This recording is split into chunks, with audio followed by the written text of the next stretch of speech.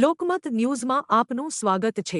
વડોદરા શહેરને સ્વચ્છ અને સુંદર બનાવવા માટે વડોદરા મહાનગરપાલિકા દ્વારા વન ડે વન રોડ અભિયાન અંતર્ગત પશ્ચિમ ઝોનમાં આજરોજ સઘન સફાઈ ઝુંબેશ હાથ ધરવામાં આવી હતી।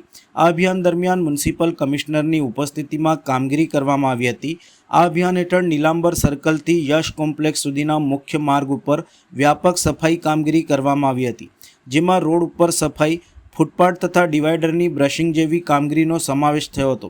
આધુનિક સાધનોના ઉપયોગથી સફાઈ કર્મચારીઓ દ્વારા માર્ગોને ચકાચક બનાવવામાં આવ્યા હતા। કાર્યક્રમ દરમિયાન અધિકારીઓ અને કર્મચારીઓ સાથે સ્કૂલના વિદ્યાર્થીઓએ પણ ઉત્સાહપૂર્વક ભાગ લીધો હતો, જેના કારણે સ્વચ્છતા પ્રત્યે જાગૃતિનો સંદેશ પણ પ્રસરી રહ્યો છે। આ ઉપરાંત મ્યુનિસિપલ કમિશનરના હસ્તે વૃક્ષારોપણ પણ કરવામાં આવ્યું હતું। આજે અમે વન ડે વન રોડ અભિયાન અંતર્ગત વેસ્ટ ઝોનની નીલાંબર સર્કલથી યશ કોમ્પ્લેક્સ સુધીનું લગભગ 4-4.5 કિલોમીટરનું વન ડે વન રોડ અભિયાન અંતર્ગત સફાઈ અભિયાન અમે શરૂ કરી દેવામાં આવ્યું છે। તેમાં રોડ લાઇન માર્જિન ઉપર આવતા દબાણો પણ દૂર કરવામાં આવી રહ્યા છે, એટલે રોડ લાઇન માર્કિંગ પણ પેરેલલી આના સાથે સાથે ટાઉન પ્લાનિંગ ડિપાર્ટમેન્ટ અને રોડ ડિપાર્ટમેન્ટ માર્કિંગ કરશે। અને આ 4 કિલોમીટર દરમિયાન આપણે ડિવાઈડર્સમાં પણ ક્લિનિંગનું કામગીરી લેવામાં આવ્યું છે। સાથે સાથે જે 5 વર્ષ જૂના જે ગ્રિલ્સ છે, જેનાથી ઝાડનું પણ ટાઈટ થઈ ગયું છે, એને પણ ખોલીને નવું ગ્રિલ્સ પણ નાખી રહ્યા છે। સાથે સાથે આપણે પ્લાન્ટેશનનું એક ઝુંબેશ કાર્યક્રમ પણ આજે લીધેલા છે। સ્થાનિક એનજીઓસને પણ સાથે રાખીને આ કામગીરી કરવામાં આવી રહ્યા છે। લોકોને સાથે જોડીને કામગીરી કરવાનું આ અભિયાનને આપણે નવું એક રૂપ આપી રહ્યા છે। ફક્ત વીએમસીના સ્ટાફ સિવાય જાગૃત નાગરિકો, એનજીઓસ, આપણા સ્કૂલના ઇકો ક્લબ વોરિયર્સ બધાને અમે ઇન્વોલ્વ કરીએ છીએ।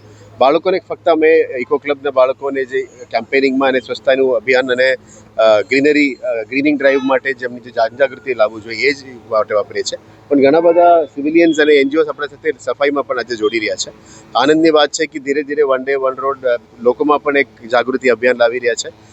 સાથે સાથે આપ જોઈ શકો છો કે આજ લગભગ 1 મહિના ઉપર થઈ ગયું છે, લગભગ 2.5 મહિનામાં આ ઝુંબેશ ચાલી રહ્યા છે।